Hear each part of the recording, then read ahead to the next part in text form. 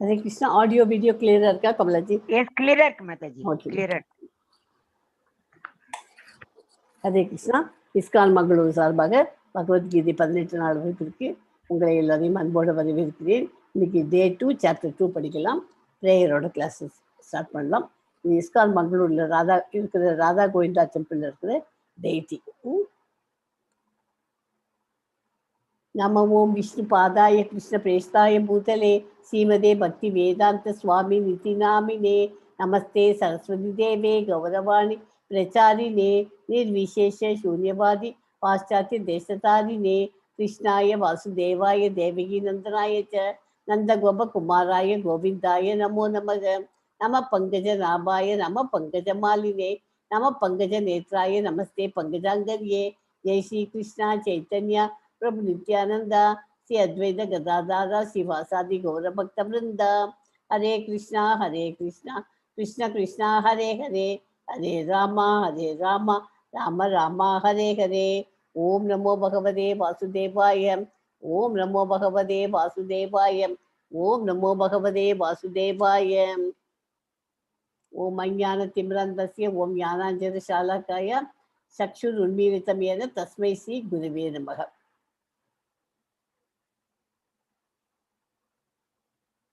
இன்னைக்கு படிக்க போகிற சாப்டர் பேர் கீதையின் உட்பொருள் சுருக்கம். கீதா சாராம்சம், contents of Gita summarise. Full பகவத்கீதாயும் கம்ப்ளீட்டாக அதனுடைய சாராம்சம் இந்த செகண்ட் சாப்டர் படித்தா நமக்கு கிடைச்சிடும். அதனால் second chapter very very important chapter. Okay, நேற்றுக்கு சாப்டர் 1 படித்தோம் இல்லையா, அதை ஒரு ரீகேப் கொடுத்துறேன். எதிர்த்தரப்பு படைகள் போருக்கு தயாராக நின்று கொண்டிருந்த போது மாபெரும் போர் வீரரான அர்ஜுனன் தனது நெருங்கிய உறவினர்கள், ஆசிரியர்கள், நண்பர்கள் என அனைவரையும் தங்கள் வாழ்வில் போரில் தியாகம் செய்ய இருபுறத்திலும் தயார் நிலையில் இருப்பதை காண்கிறார். துக்கமும் பரிதாபமும் நிரம்பிய அர்ஜுனன் தனது பலத்தை இழக்கிறார். மனம் மயக்கப்பட்டு போரிடுவதற்கான தனது உறுதியை கைவிடுகிறார். ஒரே குழப்பமான நிலையில நேற்றுக்கு நின்றுருந்தான் இல்லையா. கடைசியில இன்னைக்கு என்ன பண்ண போறோம் பார்க்கலாம். இன்னைக்கு சாப்டர் 2க்கு ஒரு முன்னோட்டம் கொடுக்குறேன். அர்ஜுனன் பகவான் கிருஷ்ணனிடம் சீடனாக தன்னை அர்ப்பணிக்க கிருஷ்ணன் அர்ஜுனனுக்காக உபதேசத்தை தற்காலிகமாக பௌதிக உடலுக்கும் நித்தியமான ஆன்மீக ஆத்மாவிற்குமான அடிப்படை விடுத்து மறு உடலை எடுத்தல், பரம்பளுக்கு செய்யப்படும் சுயநலமற்ற சேவையின் தன்மை, தன்னை உணர்ந்த ஆத்மாவின் குணங்கள் ஆகியவற்றை பகவான் விளக்குகிறார். பக்தி வினோத தாக்கூர் பகவத்கீதையில் 2வது அத்தியாயத்தில் மொத்த பகவத்கீதையின் சுருக்கமாக வர்ணித்துள்ளார். பகவத்கீதையில் கர்மயோகத்தில் ஞான யோகம், பக்தி யோகம் ஆகிய விஷயங்கள் கூறப்பட்டுள்ளன. 2வது அத்தியாயத்தில் கர்மயோகமும் ஞான யோகமும் தெளிவாக சொல்லப்பட்டுள்ளது. பக்தி யோகத்தை பற்றிய சிறு குறிப்பும் தரப்பட்டுள்ளது. முழு கீதையின் சுருக்கமாகும். செகண்ட் சாப்டர்ங்கிறது முழு கீதையின் சுருக்கமாகும். பகவான் அனுகிரகம் இருப்பதால் தான் பகவத்கீதை கற்றுக்கொள்ள முடிகிறது. பகவானிடம் சரணடைய வேண்டும். துன்பங்களிலிருந்து விடுபட யாரிடம் சரணடைகிறோம்? முழு முதற் கடவுளான கிருஷ்ணரிடம் தான் நாம் சரணடைகிறோம். சேற்றில் விழுந்தவர்கள் கரையில் உள்ளவர்களிடம் கரைக்கு வரணும்னா என்ன பண்ணணும்? அவ உதவி கேட்டுத்தான் ஆகணும். அவள் ஒரு களிமண் இருக்கிற மாதிரி ஒரு சேத்துல போய் விழுந்துட்டோம்.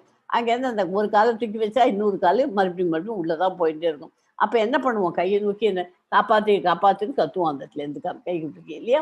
அந்த மாதிரி கேட்குற சமயத்தில் யாராவது ஒருத்தர் நம்மளை காப்பாற்றுறதுக்கு வருவா அந்த பக்கம். அது மாதிரி அந்த கைகள் தூக்கிறச்சு யாராவது காப்பாற்றுவோம். அந்த மாதிரி இந்த பகவத்கீதையை படித்தாக்க நமக்கு வேணுங்கிற இதெல்லாம் நல்லதெல்லாம் கிடைக்கும். நம்மளோட ஒவ்வொரு ப்ராப்ளமும் சால்வ் ஆகுங்கிறது பகவத்கீதை படித்தாக்க புரிஞ்சுங்க. ஓகே, நான் குழந்தையாக இருந்தேன்.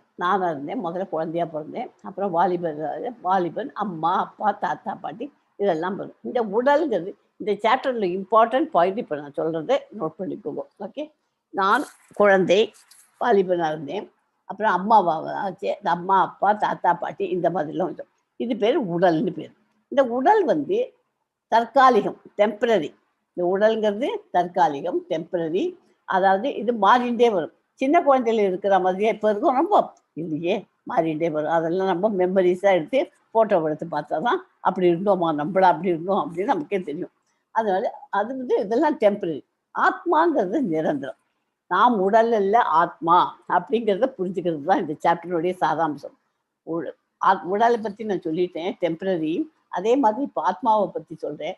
ஆத்மாங்கிறது நிரந்தரமானது, அழிவில்லாதது, அதை அழிக்கவே முடியாதது. அடுத்த உடலுக்கு போகும். நம்ம இந்த உடலை விட்டுட்டு அடுத்த உடலுக்கு போகும். இந்த உடல் நம்ம அழிஞ்சு போகிற சமயத்தில், அதாவது மரணமானதுக்கு அப்புறமா இந்த உடலை தான் இங்கே இருக்குமே ஒழிய அந்த ஆத்மா வளர்ந்து வேறொரு உடலுக்குள்ளே போயிடும். அந்த உடலை நம்ம அதுக்கு எல்லாத்துக்கும் இதை பண்ணி, ஏன்னா அது அழுகி போயிடும் அப்படி இருந்தாக்க அதுக்கு எல்லாத்துக்கும் அடக்கங்கள்லாம் பண்ணி நம்ம பண்ணிட்டு இருக்கோம். அதனால ஆத்மா நிரந்தரம், அழிவில்லாதது, அடுத்த உடலுக்கு போகும். பழைய சட்டையை களைந்து புதிய சட்டையை போட்டுக்கொள்வது போல, ஒரு பழைய சட்டை நமக்கு அது அழுக்கா போயிடுச்சு அப்படின்னா அதை அவுத்துட்டு வேற சட்டை போட்டுக்கிறோம் இல்லையா? அதே மாதிரி இந்த உடல் அழிஞ்சு போகிற உடல். இந்த உடல் எல்லா சிஸ்டமும் ஃபெயிலியர் ஆகிடுச்சு, இதில் உட்காந்துக்க வேண்டாம், நம்ம வேற உடலுக்கு போயிடலாம் அப்படின்னு அந்த ஆத்மா நினைச்சிட்டு வேற உடலுக்கு போகிறது. பழைய உபயோகமற்ற உடலை நீக்கி புதிய உடல்களே ஆத்மா இருக்கிறது. 2.22ல் அந்த ஸ்லோகத்தில் அது சொல்றது. கடமைகளே நடுவில் ஒரு நமக்கு நிறைய கடமை இருக்கு, அதில் எல்லாத்தையும் நிறுத்திவிட்டு ஒரு சிறிது நேரம் பக்திக்காக செலவிட வேண்டும். அதாவது இப்போ நம்மளாம் இப்போ காத்தாலும் ஒரு 1 hour செலவழிக்கிறோம், உட்காந்து இந்த கிளாஸை கவனிச்சுட்டு இருக்கோம். கூடவே ஒரு மாலை இல்லை, ஒரு மாலை சாண்டிங், ஒரு மாலைனா ஒரு ரவுண்டு 108 times ஹரே கிருஷ்ணா ஹரே கிருஷ்ணா கிருஷ்ண கிருஷ்ணா ஹரே ஹரே ஹரே ராம ராம ராம ஹரே ஹரே. அதை அந்த மந்திரத்தை, இந்த மகா மந்திரத்தை தயவு செய்து எல்லாரும் ஒரு ரவுண்டு சாண்ட் பண்ணுங்க. லெவல் 2க்கு போகிறதுக்கு ரொம்ப யூஸ்ஃபுல்லாக இருக்கும். அது பண்ணினாலும் உங்களுக்கு எக்ஸ்பீரியன்ஸ் தெரியும், அனுபவத்தில் நீங்கள் அதனுடைய மகிமையை உங்களுக்கு புரிஞ்சுக்கும். அதனால அந்த மாதிரி அது பண்ணினாக்க நம்ம சந்தோஷமாக வாழ்வதற்கு அது வழிவகுக்கும். ரசகுல்லா, பாயசம், சர்க்கரை பொங்கல் இதெல்லாம் சாப்பிட்றோம், ரொம்ப ஆசைப்பட்டு நம்ம பண்ணி சாப்பிட்றோம். அது சாப்பிட்ட உடனே என்ன ஆகுது? ஆஹா, என்னமா இருந்தது ரசகுல்லா, என்னமா இருந்தது சர்க்கரை பொங்கல் அப்படின்னு ரொம்ப ருச்சி சாப்பிட்றோம். அது எத்தனை நேரத்துக்கு அது நீடிக்கும்? அந்த ரசகுல்லாவும் அந்த சமோசா சர்க்கரை பொங்கலும் தீர்ந்து போகிற வரைக்கும் அது வரைக்கும் நீடிக்கும். அதுக்கப்புறமா என்ன ஆகும்? அதை மறந்து போயிடும். அடுத்த நாளைக்கு என்ன சாப்பாடு அப்படி போயிடும். இதெல்லாம் டெம்பரரி. இந்த மாதிரி சந்தோஷங்கள்லாம் டெம்பரரி. இது பௌதீக இன்பம் அடைகிறோம், அது தற்காலிகமானதுங்கிறது நம்ம தெரிஞ்சுக்கணும். ஆனால் பகவானின் பக்தி சேவையில் நாம் ஈடுபடுத்தி கொண்டால் அது நிரந்தர சந்தோஷத்தை ஈடுபடுத்தும். இப்போ 1 ரவுண்டு சாண்ட் பண்ணுன்னு உங்களை எல்லாம் சொல்லியிருக்கேன், அதை நீங்கள் பண்ணுங்கோ. அதை பண்ணினாக்க அதனுடைய எஃபெக்ட் எப்படின்னா உங்களுக்கு பர்மனெண்ட்டாக சந்தோஷம் கிடைக்கும். பர்மனெண்ட் சந்தோஷம்னா என்ன? நம்ம பண்ணினா நேர அடுத்த பிறவி இந்த மறுபடியும் இந்த இன்பம் துன்பம் கஷ்டம் நஷ்டம் குளிர் கொடை இந்த இதுல எல்லாம் மாட்டிக்காம நம்ம கிருஷ்ண பகவானோட கோலோக விருந்தாவன்ல சந்தோஷமா இருக்கலாம். நோ ரீபர்த், நம்ம மறுபடியும் மறுபிறப்பு நமக்கு கிடையாது. அதனால தயவுசெய்து எல்லாரும் ஒரு ரவுண்டு சாண்ட் பண்ண ஆரம்பிச்சிருக்கோம். பகவானின் பக்தி சேவையில் நாம் ஈடுபடுத்தி கொண்டால் நிரந்தர சந்தோஷத்தை அடைய முடியும். மதுசூதனா அப்படின்னு இந்த 2.1 ஸ்லோகத்தில் வருது. அப்படின்னா என்ன அர்த்தம் மதுசூதனா? அப்படி என்றால் பகவான் கிருஷ்ணன் மீது, கிருஷ்ணன் மது என்னும் அரக்கனை கொன்றவர் என்று பொருள். மது என்ற அரக்கனை கொன்றதுனால அவருக்கு பேரு மதுசூதனா அப்படின்னு 2.1 ஸ்லோகத்தில் வர்ணிப்போம். பார்க்கலாம். நீரில் மூழ்கும் மனிதன் ஆடையை காப்பாற்றுவது அர்த்தமற்றது. ஒருத்தன் தண்ணிக்குள்ளே போய் மாட்டிவிட்டோம், அவனால் அங்கேருந்து வெளியில் வர முடியல.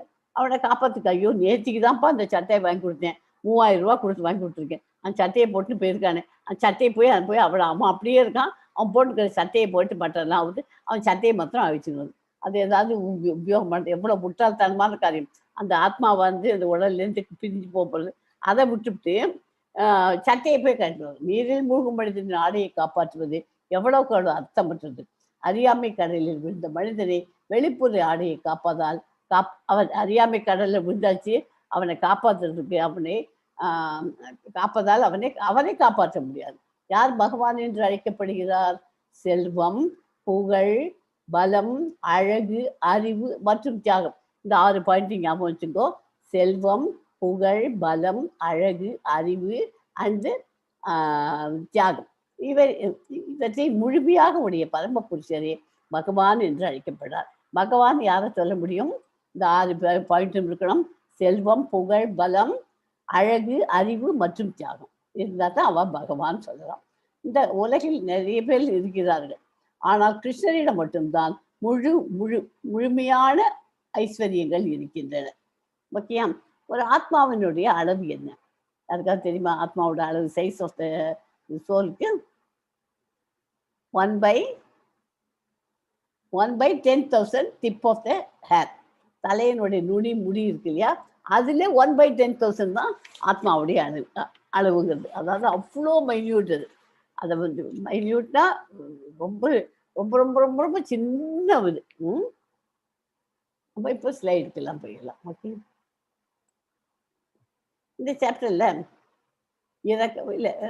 இறக்கம் 11லேருந்து 37, இன்பமின்மை 31லேருந்து 37, பாவ விளைவுகளால் ஏற்படும் அச்சம், குடும்ப பராமரியம் அழிதல், தீர்மானமின்மை. இதெல்லாம் அவன் வந்து ஏன் போர் பண்ணலைங்கிறதுக்கு முதல்ல இந்த 5 பாயிண்டால் தான் அவன் போர் பண்ண மாட்டேன்னு சொல்றான். யாரு? அர்ஜுனன். இறக்கம், மற்றவன் மேல இறக்கி அதுக்காக. இன்பமின்மை, சந்தோஷம் எல்லாம் போயிடுமே அப்படிங்கிறான். இதுக்கெல்லாம் பதில் வந்து அவர் என்ன, பகவான் என்ன சொல்லி கொடுக்குறாரு? அதுக்கெல்லாம் பதில் இறக்கத்துக்கு என்ன சொல்றாரு? அது எதுக்காக நீ வருத்தப்படுற? நாம் உடல் அல்ல, ஆத்மா அழிய போறதில்லை. உடல் அழிஞ்சாக்க பரவாயில்ல, நாம் ஆத்மா, நம்ம வந்து உடல் அல்ல ஆத்மாங்கிறது தெரிஞ்சுக்கணும். அது இன்பமின்மை, எதுக்காக இன்பம் இல்லைன்னு நீ ஃபீல் பண்ற? நீ செத்து போனேன்னா ஒன்று ராஜ்யத்தை இது சொர்க்கத்துக்கு என் கூட்டக்க வந்துடுவேன், இல்லைன்னாக்க நீ ராஜ்யத்தை உட்காந்து ராஜாவாக ஆள்வேன். இது ரெண்டுமே உனக்கு நல்லது தானே. நீ என்கிட்ட இருக்கிறதுனால நான் என் கூட தான் வருவேன். அதனால நீ சொர்க்கலோகத்துக்கு கோலோக பிருந்தாவனம் வந்துடலாம்.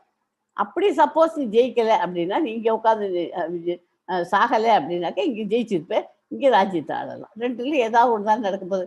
ஏன் இன்பமின்மை இல்லை என்று சொல்கிறாய் அப்படின்னு கேட்கிறார். பாவ விளைவுகளால் ஏற்படும் அச்சம். பாவ விளைவுங்கிறது எதுக்கு? அவர் பக்தி சேவையில் பாவ விளைவுகள் இல்லை, பக்தி சேவை செய்ய, டிவோஷனல் சர்வீஸ் பண்ணு அப்படின்னு சொல்றார். குடும்ப பாரம்பரியம் அழுதல், வர்ண சங்கரத்தை முன்மாதிரியாக இரு அப்படிங்கிறார். தீர்மானமின்மை, உறுதியான தீர்மானத்துடன் பகவானுக்கு தொண்டு செய் அப்படின்ட்டு அதுக்கு ஒவ்வொரு அவன் கேட்குற கேள்விக்கெல்லாம் பதில் சொல்லி கொடுக்கிறார். What are the 5 reasons which Arjuna gave for not fighting? போரிடாததற்கு அர்ஜுனன் கூறிய 5 காரணங்கள் என்ன? அதான் சொல்றீங்களா?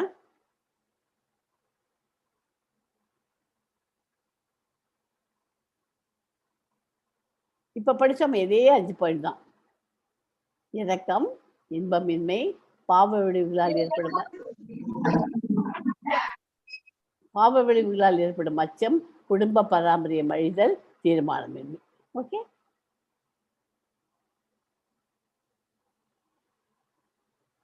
அந்த காரணம் இரக்கம், இன்பமின்மை, பாவம், குடும்ப பாரம்பரியம், தீர்மானமின்மை.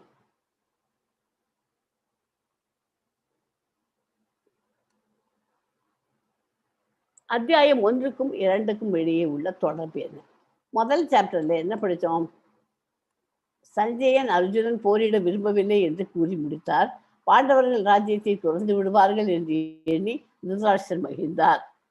அவன் போர் பண்ண மாட்டேன்னு சொல்லிட்டு இருக்கான்ல, எனக்கு குழப்பமா இருக்கு, எனக்கு வேண்டாம் அப்படிங்கிற மாதிரி சொல்லிட்டு இருக்கான் இல்லையா. அதனால திருதராஷ்டிரன் மகிழ்ந்து உட்காந்துருக்கார். இந்த அத்தியாயத்துல தனது மகன்கள் ராஜ்யத்தை இழக்கக்கூடாது என்ற நம்பிக்கையுடன் இருந்து திருதராஷ்டிரனை பார்த்த சஞ்சயன் கிருஷ்ணர் அர்ஜுனனை போரிட எவ்வாறு தூண்டுகிறார் என்பதை விவரிக்க தொடங்கினார். இந்த சாப்டர்ல சஞ்சயன் வந்து திருதராஷ்டிரனை சொல்ற, இந்த மாதிரி ஐயோ கிருஷ்ணர் வந்து அவனை போர் பண்ணுப்பா, போர் பண்ணுன்னு சொல்லி கொடுக்குறார் அப்படின்னு. அவர் சந்தோஷமா உட்காந்துருக்கார். அவன் போர் பண்ண மாட்டான் அர்ஜுனன்ட்டு. யாரே? திருதராஷ்டிரன். அவன் மகன்லாம் ராஜ்யமாகணும். அர்ஜுனன் தன்னுடைய சொந்த குரு மற்றும் பாட்டனாருடன் போரிடும்படி கேட்டுக்கொள்ளப்பட்டார். வரலாற்றில் இது போன்ற தியாகம் யாராவது செய்தது உண்டா? யாராவது தெரியுமா உங்களுக்கு அது மாதிரி? ஓகே, இப்போ வரும் வரிசையா. அர்ஜுனனின் இருமனம், உடல் மற்றும் ஆன்மாவை பற்றி அறிவு, பரிந்துரைக்கப்பட்ட கடமைகளை நிறைவேற்றுதல், நிஷ்காம கர்ம யோகம், அப்புறம் விடுதலை அடைந்த ஆத்மாவின் பண்புகள், இதெல்லாம் இந்த சாப்டர்ல பார்க்க போறோம். இது 2.7. Yes, Mataji. कार्पण्यतोषोपहत स्वभावः पृच्छामि त्वां धर्मसम्मूढ चेताः यच्छ्रेयः निश्चितं ब्रूहि तन्मे शिष्यस्तेहं शादी मां त्वां प्रपन्नम्. இப்போது கவனிச்சுக்கோங்க, இந்த ஸ்லோகம் ரொம்ப இம்பார்ட்டன்ட் ஸ்லோகம். இப்போது நான் என் கடமையை பற்றி குழப்பமடைந்து கருமித்தனமான பலவீனத்தால் என் இயல்புகளை எல்லாம் இழந்துவிட்டேன். இந்த நிலையில் எனக்கு நல்லது எது என்று நிச்சயமாக கூறும்படி உம்மை கேட்டுக்கொள்கிறேன். இப்போது உம்மிடம் சரணடைந்த சீடன் நான். அருள் கூர்ந்து எனக்கு அறிவுரை கூறுவீராக அப்படின்னுட்டு அர்ஜுனன் வந்து கிருஷ்ணரை பார்த்து சரணடைந்து கேட்கிறான். நமது விருப்பம் இல்லாமலே வாழ்வில் பல குழப்பங்கள் வருகின்றன. அவற்றிலிருந்து அதுலேருந்து நம்ம விடுபட்டு வரணும்னாக்க அங்கீகரிக்கப்பட்ட ஆன்மீக குருவை அணுகுமாறு எல்லா வேத இலக்கியங்களுக்கும் நமக்கு அறிவுறுத்துகின்றன. இத்தகைய குழப்பங்கள் காட்டு தீயை போன்று யாராலும் பற்ற வைக்கப்படாமல் ஒழுந்துவிட்டு எரிகின்றன. குழப்பங்களை தீர்ப்பதற்காக சீட பரம்பரையில் வரும் ஆன்மீக குருவை அணுக வேண்டும். இதுதான் இந்த ஸ்லோகத்தின் பொருளாகும். அர்ஜுனனால் போர் புரிய வேண்டும் என்ற கடமையை செயலாற்ற முடியாத போது அவனுடைய ஆன்மீக குருவான கிருஷ்ணரிடம் ஒரு தீர்வை கொடுக்குமாறு வேண்டுகிறான். கிருஷ்ணரிடம் சிறந்த சீடனாக அர்ப்பணிக்கிறான். அர்ஜுனன் பகவத்கீதையின் விஞ்ஞானத்திற்கு மூல ஆன்மீக குரு கிருஷ்ணரே. முதல் மாணவன் அர்ஜுனன். கிருஷ்ணரின் அகத்திற்கும் புறத்திற்கும் பேதம் இல்லை. ஓகே, இந்த ஸ்லோகம் ரொம்ப இம்பார்ட்டன்ட்டு. அதாவது நமக்கு நிறைய குழப்பங்கள் இருக்கும். நமக்குன்னு ஒரு ஆன்மீக குருவை வச்சுக்கணும். குரு சீட பரம்பரையிலேருந்து வந்தவாளர் தான் அதுலேருந்து வரவாள ஒருத்தர் குருவாக நம்மளை ஏற்றுக்கணும். அவாக்கிட்டக்க நம்ம குழப்பங்களுக்கெல்லாம் சொல்யூஷன் கிடைக்கும். இப்போ அர்ஜுனன் குழப்பமான மனநிலையில் இருக்கான். எனக்கு ஏதாவது ஒரு பதில் சொல்லுங்கோ, எனக்கு ஒரு தெளிவு, அதுலேருந்து எனக்கு ஒரு சொல்யூஷன் எனக்கு வரணும் அப்படின்னு அவன் அர்ஜுனன் வந்து கிருஷ்ணரை பார்த்து கேட்குறான். ஓகே,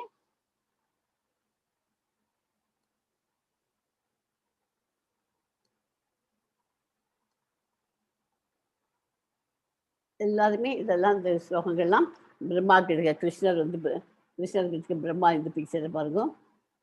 கிருஷ்ணர்கிட்ட பிரம்மா வந்து வேண்டுகிறார். அதே மாதிரி இந்த யானை வந்து கிருஷ்ணர் வேண்டுகிறது. இந்த கதையெல்லாம் படிங்கோ. இதுவும் அதே மாதிரி நரசிம்ம அவதாரம் இல்லையா, அது மாதிரி வந்து ஹிரண்யகசிபு எப்படி இருக்கிறான். அப்புறம் இது இந்த கதை, இது ஹனுமான்ஜி ராமரோட அந்த கதையும்.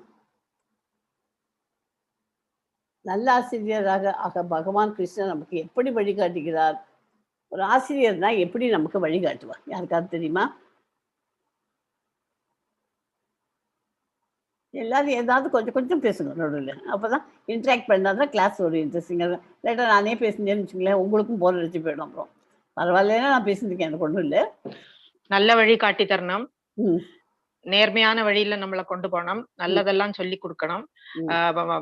குரு பரம்பரையில இருக்கிற அந்த சீட பரம்பரையில உள்ள அதே மாதிரி அந்த சாஸ்திரப்படி சொல்லி தரணும். சொல்லி தரணும், அது இருக்கிறத சொல்லி தருவா. டீச்சர்னா ஒரு டீச்சர்னாக்க என்ன சொல்லணும்? டீச்சர்னாக்க இது நல்லது, இதை பண்ணாக்க இப்போ நீங்கள் தான் இன்னைக்கு காத்தால மழை பெய்ய போகிறது, வெளியில் போகாது. ஒரு சின்ன குழந்தைய எடுத்துக்கோ. வீட்டில் ஒரு பையன் காலேஜ் போகிறான். அவன் போகும்போது அவன் வந்து அவன் அப்பா சொல்கிறான், இன்னைக்கு மழை பெய்யுறது, கொடையை எடுத்துகிட்டு போகிறார். அவன் அம்மா அப்பா சொல்கிறா, மழை பெய்யுறது, கொடையை எடுத்துகிட்டு போய் இந்த சாப்பாடும் எடுத்துகிட்டு போய் வெளியில் போய் நீ சாப்பிட முடியாது இன்னைக்கு அப்படிங்கிற. அதை சொல்கிறத அவன் கேட்டான்னாக்க அவன் சௌரியமாக போய் சேர முடியும் இல்லையா? அவன் அப்பா சொல்ற, நான் சொல்கிறத சொல்லிட்டேன்ப்பா, நீ வந்து என்ன பண்ணுமோ பண்ணிக்கோ அப்படின்னு தான் விட்டுடுவான். ஒரு டீச்சராக இருக்கிறவா என்ன பண்ணுவா? நல்லதும் சொல்லணும். நீ எடுத்துன்னு போனால், உனக்கு கொடையை எடுத்துன்னு போனால் நீ நனையாமல் நீ போக முடியும். சாப்பாடு நீ எடுத்துன்னு போனேன்னா அங்கேருந்து இப்போ எங்கேயும் போய் சாப்பாடுக்கு தேட வேண்டாம் அப்படின்னு தான் அந்த குழந்தைய அட்வைஸ் பண்ணி அம்மாவும் சொல்கிறேன், அப்பாவும் சொல்கிறேன். ரெண்டுமே நல்லது தான் சொல்லி கொடுக்குறேன். அதை நீ நல்லத்தனமாக நீ இது எடுத்துன்னு போய் தான் ஆகணும்னு யாருமே கம்பல் பண்ணல. நீ எடுத்துன்னு போனால் உனக்கு நல்லது அப்படின்ட்டு. நீ எடுத்துன்னு போகலைனாக்கா மழையில் நினைவே, உனக்கு ஃபீவர் வரும், நாளை காலேஜுக்கு எடுத்து போனோம் அப்படியா இருக்கும் அப்படிங்கிற அதையும் அவளுக்கு நல்ல விவரமாக புரிஞ்சு பண்ணுறாரு. இதுக்கு மேலே நீ டெசிஷன் எடுக்கிறது உன்னோட முடிவு, நீ எடுத்துக்கோ அப்படின்னு சொல்கிறவா தான் நல்ல குட் டீச்சர். அம்மா அப்பாவுமே அந்த மாதிரி தான் பிஹேவ் பண்ணாக்க ரொம்பவே நல்லா இருக்கும். அது ஏன்னா அந்த குழந்தைகளுக்கு அப்போ தான் புரியும், ஓ இப்படி சொன்னால் இப்படி சொல்கிறா, இது ரெண்டுத்தையும் நான் சொல்லிட்டேம்மா. அது எப்படி கிருஷ்ணர் வந்து அர்ஜுனனுக்கு உபதேசம் பண்ணுறாரோ அந்த மாதிரி நான் பாயிண்ட் எல்லாம் சொல்லிட்டேன், நீ எது நல்லதோ அதை எடுத்து நீயே பண்ணுன்னு விட்டணும். அதனால ஒரு குட் டீச்சர்னா நல்லதும் சொல்லணும், கெட்டதும் சொல்லணும். அதை எடுத்துக்கிறது யார் அந்த ஸ்டூடெண்ட் வந்து கரெக்டாக அதை எடுத்துக்கணும். ஓகே, நல்லாசிரியராக பகவான் கிருஷ்ணர் எப்படி வழிகடி அவர் எல்லாத்தையுமே பார்த்தேன்னாக்கா அர்ஜுனனுக்கு நீ பண்ணினால்தான் ஆச்சு, போர் புரியணும் அப்படின்னு சொல்கிறாரா. போர் புரிஞ்சால் இந்த மாதிரி ஆகும், அதுக்கு எக்ஸ்பிளனேஷன்லாம் கொடுக்குறாரு. போர் புரியாமல் இருந்தால் என்ன ஆகும் அதுக்கும் எக்ஸ்பிளனேஷன் கொடுக்குறாரு. அப்புறம் உன்னோட இஷ்டம் அப்படிங்கிற மாதிரி விட்டுவிட்டார் அவர்கிட்ட. ஓகே, பரதகுல தோன்றலே இது எத்தனாவது ஸ்லோகம்? இது இருக்காதுன்னு நினைக்கிறேன். பரதகுல தோன்றலே அச்சமயத்தில் இரு தரப்பு சேனைகளுக்கு மத்தியில் துயரத்தால் பாதிக்கப்பட்டிருந்த அர்ஜுனனிடம் கிருஷ்ணர் புன்சிரிப்புடன் பின்வருமாறு கூறினார். அவர் மிக சிறந்த ஆசிரியர் அப்படிங்கிறதுக்கு முதல் பாயிண்ட். கண்டிக்காமல் எப்பொழுதும் புன்முறுவல் செய்தார். அவர் கண்டிக்கவே மாட்டார், சிரிச்சுட்டே சொல்லி கொடுத்துருவார். இதுதான் முதல் பாயிண்ட். ஓகே, இது வந்து எத்தனாவது ஸ்லோகம்? அசோச்சியான் படிக்க முடியுமா இதுவா? ஓகேம்மா. ஸ்ரீ பகவானுவாச அசோஸ்யான் அன்மசோசஸ்த்வம் பிரக்ஞாவாதாம் சபாஷசே கதாசூன் அகதாசூன்ஷ நானுஷோஷந்தி பண்டிதா. இது எத்தனாவது ஸ்லோகம் கமலாஜி? இது 11. 11. ஓகே, 11மா. ஓகே, 10க்கு இதுல போடல 11. ஆமா. புருஷோத்தமரான முழுமுதற் கடவுள் கூறினார், அறிவாளியை போல பேசும் அதே சமயத்தில் கவலைப்பட வேண்டாதவற்றிற்காக நீ கவலைப்படுகிறாய். அறிஞர் வாழ்பவர்களுக்காகவோ மாண்டவர்களுக்காகவோ வருந்துவது இல்லை. என்ன சொல்ற, நீ நடக்காததெல்லாம் இது நடக்குமோ அது நடக்குமோ வேண்டாததுக்கெல்லாம் நினைச்சு நீ கவலைப்பட்டுருக்க. ஒரு அறிஞர் என்ன பண்ணுவோம், வாழ்றவர்களுக்கும் ஒதுக்க மாட்டா, மாண்டவர்களுக்காகவும் வருத்தப்படுவது இல்லை. கிருஷ்ணர் மிகச் சிறந்த ஆசிரியர். 2வது பாயிண்ட், நிதானத்துடன் தொடர்ச்சியாக சொல்லிக் கொடுக்கிறார். ஓகே, அவர் பகவான் ஒரு கிருஷ்ணர் மிகச்சிறந்த ஆசிரியர்ங்கிறதுக்கு அவர் வந்து கேட்டல் அத்தியாயம் 1 அமைதியாக முதல் சாப்டர்ல பார்த்தேன்னா பகவான் வாச்சேன்னு ஒரு ஸ்லோகமும் இருக்காது. ஏன்னாக்க அவர் அர்ஜுனன் என்ன சொல்றானோ அத்தனையும் அவர் கேட்டுட்டு இருக்கார். அத்தியாயம் 1 அமைதியாக அவன் என்ன சொல்றானோ அது எல்லாத்தையும் கேட்டுப்பார். அதுதான் கேட்கறது தான் அத்தியாயம் 1 அமைதியாக. அர்ஜுனன் தயாராகி சரணடைந்த போது கீதை என்னும் ஞானம் கூறப்பட்டது. புன்முறுவல் அர்ஜுனனிடம் புன்முறுவல் அவர் வந்து புன்முறுவல் எப்போதுமே அர்ஜுனனிடம் கோபமே படல. நிதானத்துடன் தொடர்ச்சியாக சொல்லிக் கொடுக்கிறார். உடனடியாக எல்லா வினாக்களுக்கும் சுருக்கமாக பதிலளிக்கிறார். அர்ஜுனனை உற்சாகப்படுத்துகிறார். அர்ஜுனன் முடிவு செய்ய சந்தர்ப்பம் அளிக்கிறார். அவரது சுய விருப்பப்படி வற்புறுத்தல் இன்றி அவனையே முடிவு செய் அப்படிங்கிறது. ஸோ அதனால் பகவான் கிருஷ்ணர் மிகச் சிறந்த ஆசிரியர். நிஜமாவே நம்ம ஸ்கூலுக்கெல்லாம் போகிறோம், காலேஜ் போகிறோம், எங்கே போகிறோமோ எல்லா இடத்துலையுமே ஒரு சிறந்த ஆசிரியர்னாக்க இந்த பாயிண்ட் எல்லாம் இருந்தால் அவள் சிறந்த ஆசிரியர். 7 பாயிண்ட் இருக்கு. முதல்ல அவள் சொல்றதை அமைதியாக கேட்கணும். பகவான் கிருஷ்ணர் பேசும்போதெல்லாம் பகவத்கீதை கூறுகிறது ஸ்ரீ பகவான் உவாச்ச, ஏன் கிருஷ்ண உவாச்ச என்று சொல்லக்கூடாது? யாருக்காவது தெரியுமா? பகவான் எல்லாருக்கும் அப்பாற்பட்டவர். பகவான் தான் யாருன்னு சொன்னேன்? எல்லா ஐஸ்வர்யம் உள்ளவர். அந்த 6 ஐஸ்வர்யங்கள் உள்ளவர். 6 ஐஸ்வர்யம் உள்ளவர் பகவான். வேறு யாருக்குமே இந்த 6 ஐஸ்வர்யங்கள் கிடையாது. 4 இருக்கும், 5 இருக்கும். நான் தான் அதுக்கு கடவுள் அப்படின்னு சொல்லிக்கிறவர்களுக்கெல்லாம் அவளுக்கெல்லாம் 4-5 தான் இருக்கும். இந்த 6ம் நிறைஞ்சு பெற்றவர் நம்ம கிருஷ்ண பகவான் தான். அதனால தான் பகவான் உவாச்சே, அது கிருஷ்ணான்னு சொல்லக்கூடாது, பகவான் உவாச்சேன்னு அதனால தான் சொல்றோம். ஸோ இந்த பிக்சரில் பார்த்தீங்கன்னா நீங்கள் ஒரு இடத்துல எங்கேயோ இடத்துல வாக்கிங் போயிருக்கீங்க, இல்லைன்னா ஒரு பிக்னிக் போகிற வழின்னு பார்த்தீங்கன்னா ஒரு ஆறு தெரியுது, ஒரு மரம் தெரியுது, க்ளவுட்ஸ் தெரியுது, ஸ்கை தெரியுது, ஒரு சின்ன மலையெல்லாம் தெரியுது. அங்கே இடத்துல தூரத்தில் பார்த்தீங்கன்னாக்கா ஒரு மரமும் தெரியுது. இன்னும் கொஞ்சம் அந்த மரம் தெரியுது. நீங்கள் அந்த மரம் தெரிஞ்ச உடனே தூரத்துலேருந்து பார்த்தீங்கன்னா ஒரு மரம் தான் தெரியுது. இன்னும் கிட்டக்க நெருங்கின்னு வரேன் வாக்கிங் பண்ணிட்டு. அப்போ வரும்போது என்ன ஆகுது, அந்த மரத்தில் ஒரு கிளி உட்காந்துருக்குன்னு தெரியும். அந்த கிளியை வந்து இன்னும் நல்லா உத்து பார்த்தேன், அந்த மரத்தில் கிளை தெரியும், கிளி உட்காந்து. இன்னும் கிட்டக்க நெருங்கி பார்த்து எல்லாத்துக்களோட கண்ணு தெரியுது, அதனுடைய மூக்கு தெரியுது, சேப்பு கலர்ல எல்லாமே நல்லாவே தெரியுது உங்களுக்கு கிட்டக்க போக போக போக. அதே மாதிரி நம்ம வந்து இப்போ பக்தி யோகத்துல நம்ம பக்தியில பகவத்கீதை படிக்கிறதுக்குன்னு வந்திருக்கோம். ஒரு சாப்டர் பண்ணியாச்சு, செகண்ட் சாப்டர் படிக்கிறோம். நான் என்ன சொல்லி கொடுத்துருக்கேன் உங்களுக்கு, டெய்லி சாண்டிங் பண்ணுங்க அப்படின்னு. நீங்கள்லாம் இப்போ நம்மளாம் அந்த சாண்டிங் பண்ணுற பொசிஷன் எப்படி இருக்கோம்னா, நம்ம தூரத்துலேருந்து இந்த மலை மலை இந்த இது தண்ணீரை பார்க்குறோம், நீர் தேக்கத்தை, அப்புறம் ஸ்கையை பார்க்குறோம், வானத்தை பார்க்குறோம்.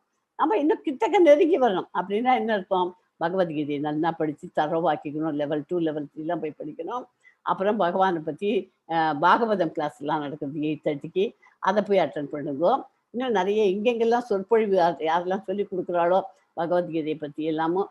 அப்புறம் கிருஷ்ணா புக்குன்னு இருக்கு, அப்புறம் சைத்தன்ய சரிதாமிர்தம்னு புஸ்தகம். என்னென்ன புஸ்தகங்கள்லாம் உங்களால் படிக்க முடியுமோ எல்லாத்தையுமே நிறைய படிங்க. அப்படி படிக்க படிக்க படிக்க நமக்கு பகவான் கிட்டக்கு நெருக்கமாக வர முடியும். இப்போ நம்ம நெருக்க வர்றதுக்கு ஆரம்பிச்சாச்சு. நம்ம கிட்டக்க பகவான் சின்சியராக பண்ணிட்டு வாங்கோ.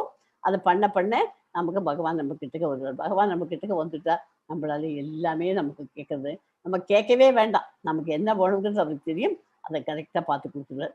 பகவானை ஃப்ரெண்டாக பிடிச்சாச்சுன்னா நமக்கு வேணுங்கிறது அத்தனையும். அவர் சுதாமாக்கு எப்படி பண்ணி கொடுத்தார், அவரோட காலை கூட கழுவி விடுவார் அவர். அந்த மாதிரி பார்த்து அவ்வளோ அழகாக பார்த்து பண்ணிவிடுவார். அவர்கிட்ட நம்ம பிரியம் வச்சுட்டு அவர்கிட்ட நம்ம ஒரு டியரஸ்ட் ஃப்ரெண்டாக நம்ம க்ளோஸாக எடுத்துட்டோம்னாக்க அவர் என்ன வேணாலும் நமக்கு பண்ணி கொடுப்பார். அப்படிங்கிறதுக்கு தான் இந்த எக்ஸாம்பிள். ஓகே, நம்மளாம் இந்த இப்போ நம்ம வெளியில தான் இருக்கோம். இன்னும் அந்த மரத்தை பார்க்கல. மரத்தை பார்த்துட்டு அந்த கிளியை பார்க்கணும், அந்த கிளிக்கு இருக்கிற கண்ணை பார்க்கணும், அதனோட மூக்கு சேப்பு கலரில் இத்தனையும் நம்ம பார்த்தோம்னாக்க நமக்கு ஆட்டோமேட்டிக்காக கோலோக பிருந்தாவன் போகிறதுக்கு நிறைய சான்ஸ் இருக்குது அதெல்லாம். அதனால நம்ம இப்போ ஆரம்பிச்சதை நம்ம கண்டினியூ பண்ணி மேலே மேலே போயிட்டே இருக்கணும். அது ஓகே.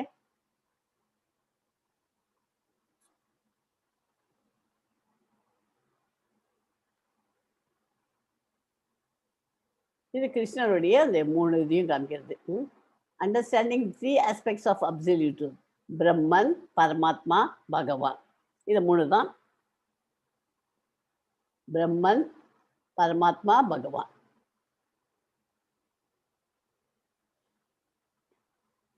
பூரண உண்மையின் 3 அம்சங்களை புரிந்து கொள்ளலாம். Yes 1 point 13 ma'am. 2.11 na 13 2.13. Okay, sorry. देहिनो अस्मिन् यथा देहे कौमारं यौवनं जरा तथा देहान्तर प्राप्तिर् धीरस्तत्र न मुह्यति. இது வந்து அர்ஜுனன் கேட்குற கேள்விக்கெல்லாம் பதில் வந்து 2.11லேருந்து ஆரம்பித்து 2.30 வரைக்கும் அவர் கேட்குற கேள்விக்கெல்லாம் பதில் கிடைக்குது. ஓகே, இந்த ஸ்லோகமும் ரொம்ப இம்பார்ட்டன்ட். இந்த சாப்டரில் ஒரு 15 ஸ்லோகம் ரொம்ப ரொம்ப ரொம்ப இம்பார்ட்டன்ட் ஸ்லோகம். தேகினோ அஸ்மின் யதா தேகே கௌமாரம் யௌவனம் ஜரா ததா தேகாந்திர பிராப்தி தீரஸ் தத்ர ந முக்கியதி. தேகத்தை உடையவனின் உடல் சிறுவயது, இளமை, முதுமை என்று கடந்து செல்வதைப் போல ஆத்மா மரணத்தின் போது வேறு உடலுக்கு மாற்றம் பெறுகிறது. நிதான புத்தியுடையவர் இது போன்ற மாற்றத்தால் திகைப்பது இல்லை. முதல்ல குழந்தையா பிறக்கிறோம், அப்புறம் கொஞ்சம் கொஞ்சமாக பெருசாகிறோம், ஸ்கூலுக்கு போகிறோம், காலேஜ் போகிறோம், காலேஜ் போனதுக்கப்புறம் கல்யாணம் பண்ணி வச்சுடுறோம், அப்புறம் குழந்தை குட்டிகள் வருது, அப்புறம் தாத்தா பாட்டி ஆகிறோம், எல்லாமே ஆகிறோம். மறுபடியும் ஆன உடனே நம்ம இதே மாதிரி லைஃப் லீட் பண்ணோன்னா பகவத்கீதை படிக்கிறது இல்லை, சாண்டிங் பண்ணுறது இல்லை. அப்படின்னு மறுபிறப்புங்கிற சூழலில் வந்து மறுபடியும் மாட்டிட்டு அந்த ஆத்மாவானது இன்னொரு உடலை எடுத்துட்டு மறுபிறப்பு பிறக்கும். மறுபடியும் இதே கஷ்ட நஷ்டங்களை அனுபவிச்சுட்டு இதே மாதிரி வளர்ந்துட்டு இப்படியே தான் பண்ணிட்டு இருக்கணும் லைஃப் சைக்கிள். இதை பண்ணாமல் இருக்கணும்னாக்க அந்த ஆத்மா மரணத்தின் போது வேறு உடலுக்கு மாற்றம் பெறுகிறது. அந்த மாதிரி வேறு உடலுக்கு ஆகாத நம்ம கிருஷ்ணலோகத்துக்கே போகணும்னாக்க நம்ம என்ன பண்ணணும், சாண்டிங் த மகா மந்த்ரா இஸ் வெரி இம்பார்ட்டன்ட். ரொம்ப ரொம்ப ரொம்ப முக்கியம். அதை தயவு செய்து எல்லாரும் சாண்ட் பண்ணுங்க. ஓகே, ஆத்மாவானது நாம் பிறந்தது முதல் நம்முடைய உடலில் இளமை முதுமை வரை நாம் உடலுடன் இருக்கிறது. நாம் இறந்தவுடன் இந்த ஆத்மாவானது இன்னொரு உடலுக்குள் சென்று விடுகிறது. நன்கு அறிந்த இந்த ஆத்மாவானது இந்த மாற்றத்தை கண்டு கலங்குவது இல்லை. ஆத்மா வேறு உடலுக்குள் சென்று விடுகிறது. ஒவ்வொரு உயிர் வாழியும் தனித்தனி ஆத்மா என்பதால் ஒவ்வொருவரும் தனது உடலை ஒவ்வொரு கடமும் மாற்றிக்கொண்டே இருக்கிறார்கள். சில நேரங்களில் சிறுவனை போலவும் சில நேரங்களில் முதியோரை போலவும் அவன் தோன்றுகிறான். இருப்பினும் ஆத்மா எந்த மாற்றத்தையும் அறியாமல் அப்படியே இருக்கிறது. அந்த தனி ஆத்மா இறுதியில் மரணத்தின் போது உடலை மாற்றி வேறு உடலுக்கு புகுகின்றது. அர்ஜுனன் தனக்கு பிரியமான துரோணர், பீஷ்மர் போன்றோர் மரணத்திற்காக வருந்த தேவையில்லை. அர்ஜுனோட கேள்விக்கு பதில். எல்லாரும் சொந்தக்காரெல்லாம் செத்து போயிடுவாளே, என்னுடைய ஆசிரியர்கள்லாம் இருப்பாளேன்னு அவன் ஃபீல் பண்ணுறான். அதுக்கு வருந்த தேவையில்லை. மாறாக வேறு உடலுக்குள் புதிய சக்தியுடன் மாறுவது எண்ணி மகிழ வேண்டும். இறப்பின் பிறகு சூட்சும உடல் ஆத்மா அடுத்து ஸ்தூல உடலுக்கு செல்கிறது. ஸ்தூல சரீரம் நிலம், நீர், நெருப்பு, காற்று, ஆகாயம். ஓகே, ஸோ அவருக்கு சொல்லிக் கொடுக்குறார், நீ இந்த உடலை விட்டு அவள்லாம் அந்த ஆத்மாவானது கிளம்பி போயிடும். அதுக்காக நீ வருத்தப்படாத. அந்த ஆத்மா எங்கே போய் கரெக்டாக வேறொரு உடலுக்கு போய் இருக்க போகிறது. அதுக்காக நீ வருத்தவே பட வேண்டாம். ஆத்மாவுக்கு அழிவே கிடையாது, உடல் தான் அழிஞ்சு போகிறது அப்படிங்கிறது அவனோட கேள்விக்கு ஒரு பதில் கொடுக்குறார். ஓகே,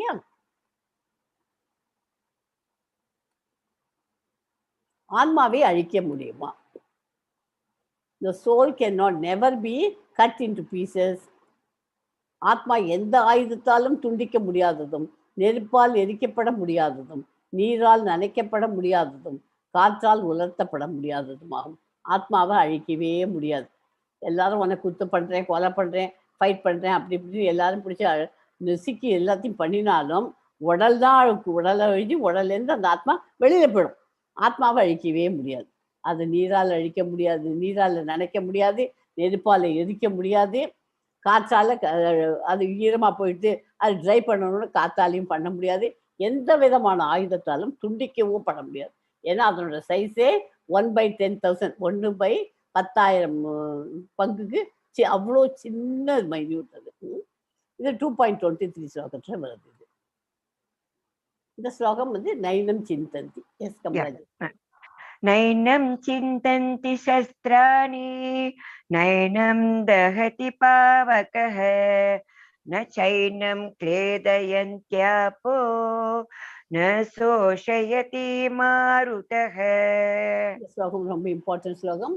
இது 2.23 ஸ்லோகத்துக்கு வந்துட்டு. Okay,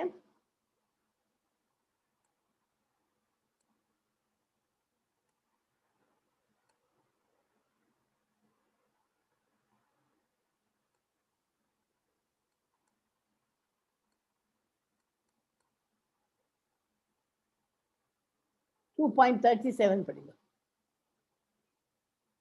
Yes, Mataji. 37. Okay. हतो वा प्राप्स्यसि स्वर्गं जित्वा वा मोक्षयसे महीं तस्मादुत्तिष्ठ कौन्तेय युद्धाय कृतनिश्चयः. குந்தியின் மகனே, போர்க்களத்தில் நீ கொல்லப்பட்டால் சொர்க்கத்தை அடையலாம், வெற்றி பெற்றால் இந்த உலகத்தினை அனுபவிக்கலாம். எனவே உறுதியுடன் எழுந்து போர் புரிவாயாக அப்படின்னு 2.37 ஸ்லோகத்தில் சொல்றார். என்ன சொல்றார்? நீ போர்க்களத்தில் யாராவது கொண்டு விட்டாக்க சொர்க்கத்தை அடையலாம், என்கிட்ட வந்துட போற. அதுக்காக நீ எதுக்கு வருத்தப்படணும்? என்கிட்ட வந்து சந்தோஷமா தானே இருக்க போற. இல்லைன்னா நீ வெற்றி பெற்றுட்ட அப்படின்னா இந்த உலகத்தை நீ ராஜாவா இருந்து அனுபவிக்க போற. எனவே உறுதியுடன் எழுந்து போர் புரிவாயாக.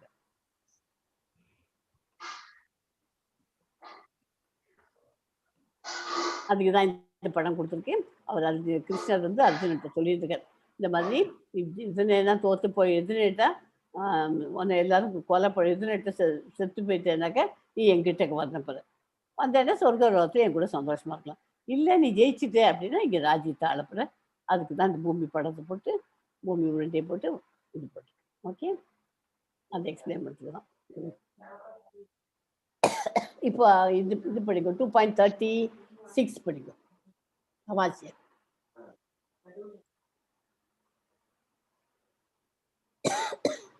Yes, Mataji. अवाच्यवादांश बहून् वदिष्यन्ति तवाहिताः निन्दन्तस्व सामर्थ्यं ततो दुःखतरं नु किम्. அன்பில்லாத வார்த்தைகள் பலவற்றை கூறி எதிரிகள் ஒன்று திறமையை நிந்திப்பார்கள். அதை விட மிகுந்த துன்பம் தரக்கூடியது வேறு என்ன இருக்க முடியும்? நீ இப்போ ஃபைட் பண்ணல அப்படின்னா நீ உன்னோட நீ இப்போ ஃபைட் பண்ண மாட்டேங்கிறான், அவன் பயந்து நிறுத்துக்கிறான் அப்படின்னு உனக்கு மியூட் பண்ணிக்கோங்க. அன்பில்லா வந்துட்டு உன்னை பார்த்துட்டு எல்லாரும் உன்னோட திறமையை நிந்திப்பாரு. அதை விட உனக்கு துன்பம் தருமா? வேற என்ன இருக்கு? வேறு அது துன்பப்படுத்தி வேறு என்ன இருக்க முடியும்? அதனால நீ தயவு செய்து போர் பண்றது உனக்கு நல்லது அப்படிங்கிற. கருணைக்காக ஏக்கக்குரல் எழுப்பிய அர்ஜுனனை கண்டு வியப்புற்ற பகவான் கிருஷ்ணர் அவனது இரக்கம் ஆரியருக்கு உரியதல்ல என்று முதலில் சுட்டி காட்டினார். இப்போது மேலும் பல வார்த்தைகளால் அர்ஜுனனின் பெயரளவில் இரக்கத்திற்கு எதிராக தமது கூற்றை அவர் நிரூபித்து இருக்கிறார். ஓகேயா? அதனால அவர் சொல்ற பாயிண்ட்டை நீ கேட்டுக்கோ. கேட்காதும் உன்னோட இஷ்டம். இருந்தாலும் நான் சொல்றத நான் சொல்லிட்டேன். மற்றவாள்லாம் உனக்கு பார்த்து கேலி பண்ணுவா. நீ ஃபைட் பண்ணலைன்னா உன்னோட குலதர்மத்தோடு ஃபைட் பண்ணணும். அதை பண்ணலைனாக்க நீ மாட்டேன் அப்படின்னு பன்னெண்டு உட்காந்தேன்னா உன் அன்பில்லாத வார்த்தைகளால உன்னோட எதிரிகள் எல்லாரும் உன்னை பார்த்து உன்னோட இதை பார்த்து கேலி பண்ணுவா. அதை விட உனக்கு கஷ்டம் என்னத்தை கொடுக்க போகுது அப்படிங்கிறா. 2.40 ஏகாபி. Yes, Mataji. Nehabi kramana shosti pratyavayo na vidyate swarpam apyasya dharmasya trayate mahato bayat. இந்த முயற்சியில் குறைவோ இழப்போ இல்லை. இந்த வழியில் சிறிது முன்னேற்றமும் மிக பயங்கரமான பகத்திலிருந்து ஒருவனை காக்கும். இந்த மாதிரி நீ பண்ணினேனாக்க உனக்கு அதில் உனக்கு கொஞ்சம் கூட அது இழப்புங்கிறதே கிடையாது. இழப்புனா என்ன? உனக்கு அதில் நஷ்டம் ஒன்றுமே கிடையாது.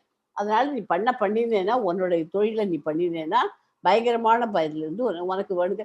இப்போ இதை கொடுக்கலனாக்கா என்ன பண்ணணும்னு நேற்றுக்கு படித்தோம். இதை அவன் போர் பண்ணலை அப்படின்னாக்க அவனை என்ன சொல்லி நேற்றுக்கு சொன்னார் அவர்? போர் பண்ணனே அவர் சொல்லலை. அவனே 2.6 வந்தது. அவன் பிச்சை எடுக்கிற கண்டிஷன் தான். அவனுக்கு எங்கே இருக்கு? ஒரு காணி நிலம் கூட தர முடியாதுன்னு சொல்லியாச்சு முதலியே. அந்த மாதிரி இருக்குச்சு. இந்த போர் பண்ணி ஜெயிக்கணும். ஏன்னா கிறிஸ்டியன் பக்கம் இருக்க ஆல்ரெடி அவன் ஜெயிக்கிறதுக்கு உண்டான தகுதிகள் அத்தனையும் இருக்கு. அந்த மாதிரி சமயத்தில் அவன் பண்ணவும் மாட்டேன் அப்படின்னாக்க கடைசியில் அவன் பிச்சை எடுத்து தான் பிழைக்கணும். மறுபடியும் அவன் 5 பேரும் பாண்டவர்கள்.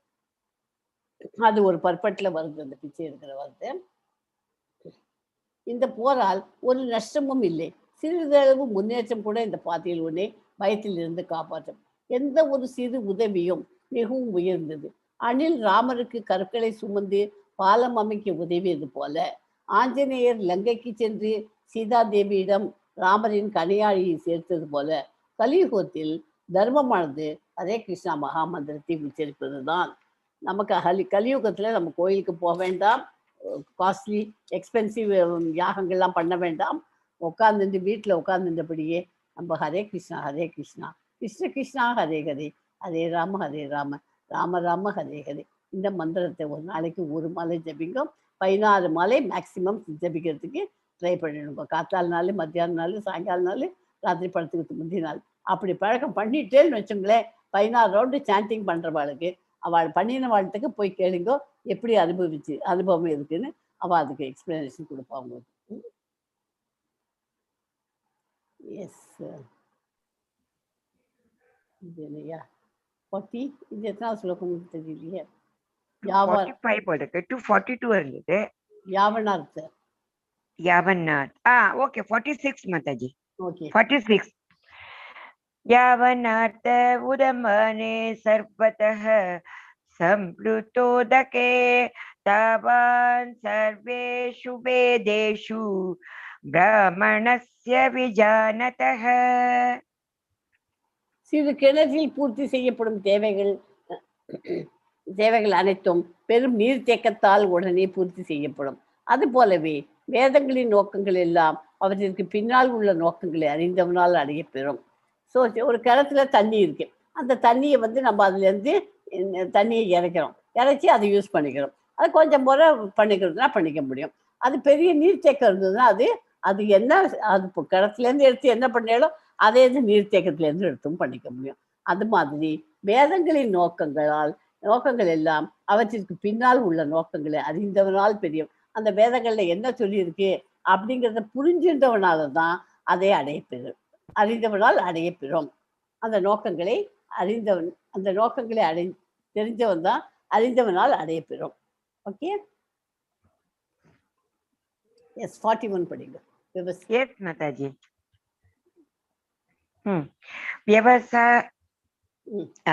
व्यवसायात्मिक बुद्धि एकेह कुरु नन्दन बहुशाखा हन्ताश्च बुद्धयो व्यवसायिनाम्. இந்த வழியில் உள்ளோர் தங்களது குறிக்கோளில், இது பதில் 5வது கேள்விக்கு பதில் அவனோடது. அர்ஜுனனுடைய 5வது கேள்விக்கு பதில் வருது. இவ்வழியில் உள்ளோர் தங்களது குறிக்கோளில் திடமான உறுதியுடன் இருப்பார்கள். இவர்களது லட்சியம் ஒன்றே, குரு வம்சத்தின் செல்வனே, உறுதியற்றது அறிவோ பல கிளைகளை கொண்டது. இவரை உட்காந்து அவர் சொல்லித்தரார். அவனோட கண்ணு வந்து எங்க பார்க்கறது, அவர் எங்க குறி வச்சு அடின்னு சொல்றாரோ அந்த இடத்துல தான் அவனோட புத்தி போகுது. கான்சன்ட்ரேஷன் தான் ரொம்ப இம்பார்ட்டன்ட்டுங்கிறது இதில் புரிஞ்சுக்க முடியும். கிருஷ்ண உணர்வில் இருப்பவன் ஞானத்தை அடிப்படையாக கொண்டு தனது நோக்கத்தில் திடமான உறுதியுடன் உள்ளான். திடமான உறுதியோட இருக்கான். அந்த காரியத்தை நம்ம பண்ணணும் அப்படின்னு உறுதியோட இருக்கிறோம். உடனே இப்போ ஏதாவது இப்போ பகவத்கீதை படிக்கிறோம், நமக்கு ஓரளவுக்கு அதை புரிஞ்சதான் ஆச்சு. கிளாஸை கண்டிப்பாக அட்டன் பண்ணணும் அப்படின்னு காத்தால எழுந்துக்கணும். 5 o'clock எழுதுனா தான் 5:30 நம்ம ஸ்லோகம் படிக்கிறதுக்கு வர முடியும். அப்படிங்கிறது நம்ம தீர்மானம் பண்ணி நேற்றுக்கு நைட்டு பிளான் பண்ணி வச்சிருந்தா தான் இன்னைக்கு காத்தால நம்மளால எழுந்துக்க முடியும். இல்லாட்டா இன்னும் கொஞ்சம் தூங்கலாம்ப்பா, பார்த்துக்கலாம்ப்பா, 6 மணிக்கு பார்த்துக்கலாம் அப்படின்னு உட்காந்தா கிளாஸை மிஸ் பண்ணிடுவோம். கிளாஸை மிஸ் பண்ணிட்டா இன்னைக்கு இது என்ன படித்தோம் தெரியாத, நாளைக்கு படித்தோன்னா ஒன்றுமே புரியாது இல்லையா? கண்டினியூட்டி இருக்காது. அந்த மாதிரி சின்ன சின்னதுக்கு கூட நம்ம ஒரு குறிக்கோள் வச்சு வச்சு நம்ம பண்ணணும். இன்னைக்கு என்ன சமையல் பண்ணணும் அப்படிங்கிறத முதலையே பிளான் பண்ணி வச்சிடணும். பண்ணாது சும்மா அடுப்புக்கிட்டுக்கு போய் நின்று அடுப்பை மூட்டி விட்டுட்டு இன்னைக்கு என்னத்தை பண்ணுறது அப்படின்னு பார்த்தா அடுப்பில் வந்து குக்கரும் எலுப்பை சட்டியும் எரிஞ்சுட்டு தான் இருக்கும். அதனால நம்ம எல்லாத்துக்குமே ஒரு குறிக்கோள் வச்சுட்டு இதை பண்ணணும், அதை பண்ணணும், இந்த காரியம் அப்படிங்கிறது வச்சு கான்சன்ட்ரேஷன் இருக்கணும் எல்லாத்துலேயுமே. கிருஷ்ண உணர்வில் இருப்பவன் ஞானத்தை அடிப்படையாக கொண்டது தனது நோக்கத்தில் திடமான உறுதியாக இருக்கணும். அதனால தான் கிருஷ்ணா கான்சியஸ்ல இருக்கணும்னு எதுக்கு சொல்றோம்? அது இருந்தாக்க அவன் எல்லாத்தையும் உறுதியாக இருப்பான். ஒரு செடிக்கு தண்ணீர் வேறு இருக்கும் இடம் ஊற்றினால் அது கிளை, காய், கனி, பூ என எல்லாவற்றிற்கும் தானாக நீர் விநியோகம் அடையும். ஒரு செடி வச்சிருக்கோம், செடி வச்ச உடனே அதனோட இலையில போய் தண்ணி ஊற்றுவாடாது. அது ஊற்றினா என்ன கீழே தான் விழும். அதனால முதல்ல கரெக்டாக கொண்டு போய் எங்கே போடணுமோ அந்த வேரில் கொண்டு போய் அந்த தண்ணியை ஊற்றினா அந்த வேர் மூலியமாக அது வந்து அதனுடைய ஸ்டெம்முக்கு போகும், ஸ்டெம்முலேருந்து பிரான்ச்சுக்கு போகும், இலைக்கு எல்லா இலைக்கும் போகும், காய், கனி, பூ எல்லாத்துக்குமே போய் சேர்ந்துடும்.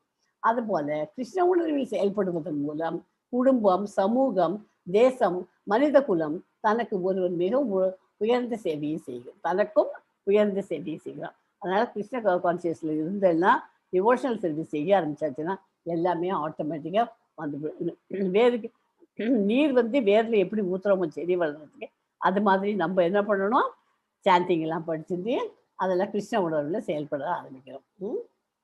அவன் செயலால் கிருஷ்ணன் திருப்தி, அந்த மாதிரி உயர்ந்த சேவையை அவன் பண்ண முடியும். அந்த மாதிரி பண்ணினாக்க என்ன ஆகும்? கிருஷ்ணர் திருப்தி அடைகிறார். கிருஷ்ணரால் அங்கீகரிக்கப்பட்ட பிரதிநிதி ஆன்மீக குருவின் மேற்பார்வையால் சீடனுக்கு வழிகாட்டுகிறார். நமக்குன்னு ஒரு ஆன்மீக குருவை வச்சுட்டு அவரோட வழிகாட்டுதல் நம்ம பண்ணணும். ஓகே, இந்த பகவத்கீதை புஸ்தகம் நம்மகிட்ட எல்லாத்தையுமே இருக்கு. அந்த புஸ்தகத்தை உட்காந்து நம்மளால தனியா உட்காந்து படிக்க முடியுதா? இப்படி 4 பேரோட சேர்ந்து படிச்சாதான் நமக்கு ஏதாவது ஓரளவுக்கு நம்மளால புரிஞ்சுக்க முடியும். அவளுக்கு தெரிஞ்சதை அவள் சொல்லி தருவா, நமக்கு தெரிஞ்சதை அவளுக்கு சொல்லலாம். எல்லாருமா பிச்சு அசோசியேஷன் ரொம்ப ரொம்ப இம்பார்ட்டன்ட். அதுவும் டிவோஷனல் சர்வீஸ் பண்ற சமயத்துல கிருஷ்ண உணர்வு வரணும்னாக்க சேர்ந்து இருந்து படிச்சாக்க விசேஷம்.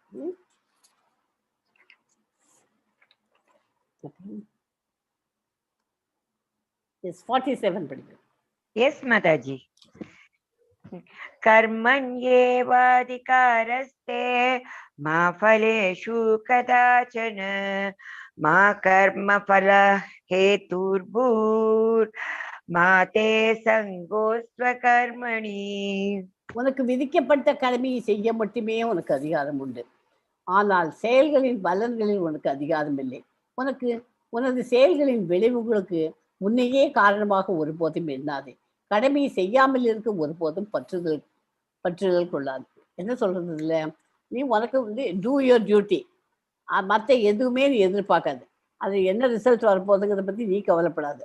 உனக்கு நீ செய்ய வேண்டியது மாத்திரம்தான் உனக்கு உன்னோட டியூட்டி. செயலின் பலன்களுக்கு அந்த என்ன பலன் கிடைக்க போகுதுங்கிறதுக்கு அது என்ன நீ எனக்கு இந்த பலன் வேணும் அப்படின்னு போயிட்டு நீ கேட்டுன்னு பண்ண உனக்கு அதிகாரம் இல்லை. உனது செயல்களின் விளைவுகளுக்கு உன்னையே காரணமாக ஒருபோதும் எண்ணாதே.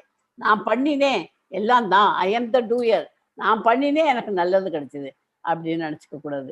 என்ன நினச்சிக்கணும்? அதுக்கு பதிலாக எல்லாம் கிருஷ்ணாவுடைய கருணை, கிருஷ்ணாஸ் மர்சி அப்படின்னு நினச்சிக்கணும்.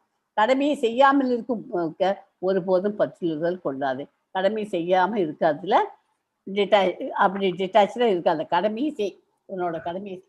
இப்போ குழந்தையெல்லாம் வீட்டில் இருக்கு, 4-5 குழந்தைகள் இருக்கு.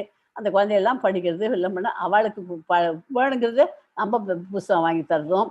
அவள் ஸ்கூலுக்கு எப்படி கொண்டு போய் போகிறது, அந்த ட்ராப் பண்ணுறது, எப்படி பிக்கப் பண்ணுறது, அந்த இதில் தான் நம்ம நம்ம கடமையை செய்.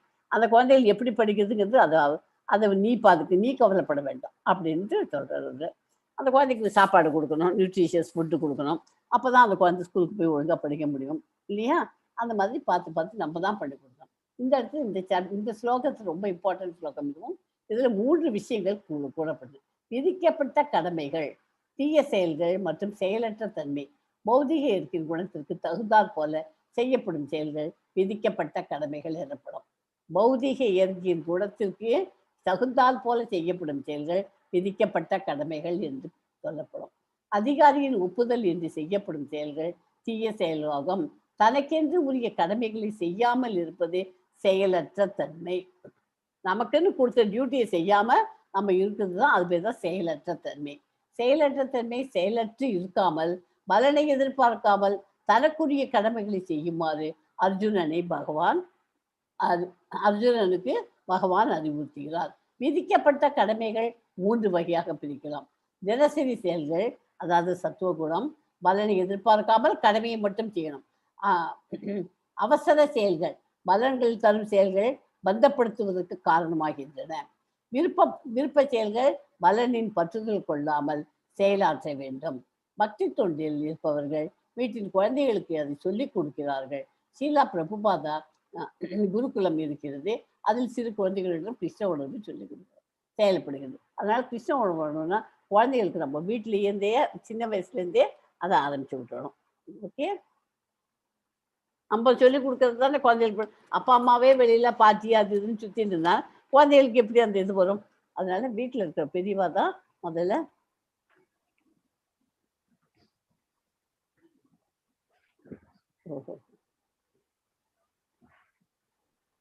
Yes, 2.55 படிப்பா கமலாஜி. Yes, Mataji.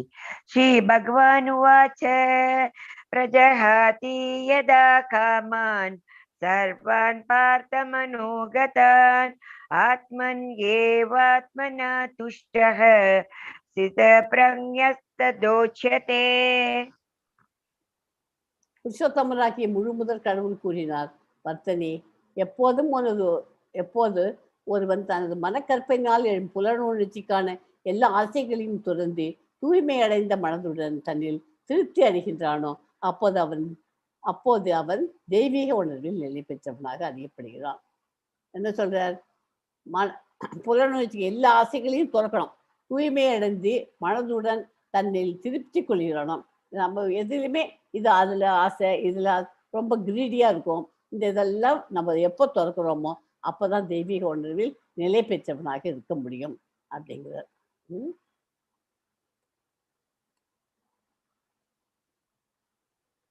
துன்பம் தராத சொந்த மனக்கற்பனையில் சார்ந்திருப்பவன் எவ்வாறு மீள முடியாத காமத்திற்கும் கோபத்திற்கும் உட்பட்டு வீழ்ச்சி அடைகிறான்? லஸ்ட், ஆங்கர் அண்ட் கிரீட் இல்லையா? அது துன்பம் தராத சொந்த மனசால தானாவே நினைச்சிட்டு மனக்கற்பனையிலேயே இருக்கிறவன்னா அந்த என்ன ஆகுது? லஸ்ட் சாட்டிஸ்ஃபை ஆகலைனாக்க, லஸ்ட்னா காமம்.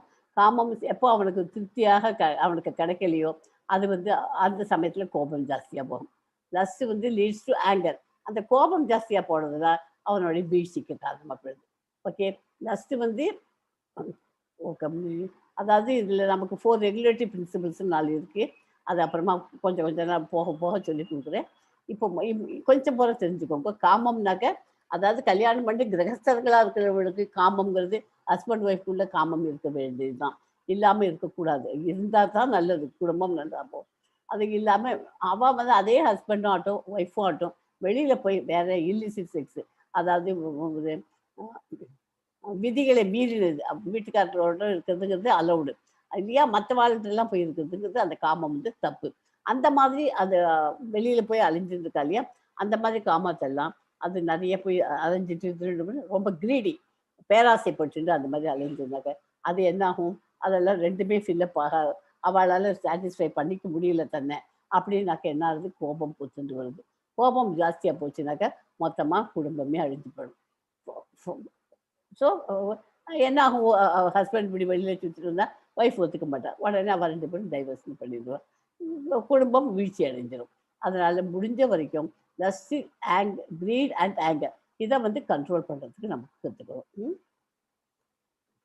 62 படிங்க. Yes, Mataji. Yayato vishayan pumsah sankaste shupajayate sanga sanjayate kamah kamat krodha bijayate. இது 62க்கு முன்னாடி 58 ஸ்லோகத்தில் ஒன்று சொல்லியிருக்கேன். ஆமை தன் அங்கங்களை கூட்டிற்குள் இழுத்துக் கொள்வதைப் போல எவன் ஒருவன் தன் புலனுணர்ச்சி பொருள்களிலிருந்து விலகிக் கொள்கிறானோ அவன் பக்குவ உணர்வில் நிலை பெற்றவனாவான். என்ன புரியுது, ஆமை எப்படி அங்கங்களை எடுத்துட்டு பீச்சில் எல்லாம் பார்த்துருக்கலாம். ஆமையை பார்த்தீங்கன்னா அது என்ன போகும், தன்னோட அங்கங்களை பிடிச்சி இழுத்து நடக்கிறச்ச மாத்திரம்தான் வெளியில தெரியும், மற்ற நேரங்களாக இழுத்து தன்னோடதுக்குள்ள கோட்டுக்குள்ள. அந்த மாதிரி நம்ம ஐம்புலன்களையும் அடக்கி நம்ம புலனுணர்ச்சி பொருளிலிருந்து விலகி கொள்கிறானோ அவன் தான் பக்குவ உணர்வில் நிலை பெற்றவனாக இருக்கிறான். இது 2.58 ஸ்லோகத்தில் அந்த மாதிரி சொல்லியிருக்கேன். கிருஷ்ண உணர்வில் முழுமையாக நிலை பெற்றிருப்பவர் பெரும் முனிவர்களது நற்குணங்கள் எல்லாவற்றையும் பெறுகிறான். இத்தகு தெய்வீக நிலை பெறாதவனோ தனது சொந்த மனக்கற்பனைகளை சார்ந்திருப்பது உறுதி என்பதால் எந்தவித நற்குணங்களும் அவனிடம் இருப்பதற்கு வாய்ப்பில்லை என்று ஸ்ரீமத் பாகவதத்தில் கூறப்படுகிறது, உறுதிப்படுத்தப்படுகிறது. புலனிச்சைகளை செயற்கையாக தொடக்க முடியாது.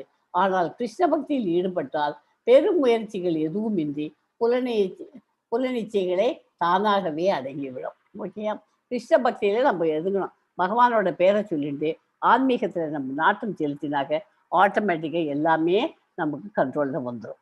ஓகேயா, எப்படி பண்ணணும் இப்போ இன்னும் போக போக அடுத்த சாப்டர் எல்லாம் வரும். நம்ம எப்படி பண்ணணும், நம்ம மனசை எப்படி கண்ட்ரோல் பண்ணணும், நமக்கு பகவான் புத்தின்னு ஒன்று கொடுத்துருக்காரு இல்லையா, அது இன்டெலிஜென்ஸ், அதை யூஸ் பண்ணி நம்ம மனசை கட் பண்ணணும். மனசை அலைப்பாய விடக்கூடாது. மனசை அலைப்பாய விட்டாச்சுனாக்க ஃபினிஷ் லைஃப், எல்லாமே மொத்தம் எல்லாமே ஃபெயிலியர், எல்லாமே தோற்று போகிற இதுதான்.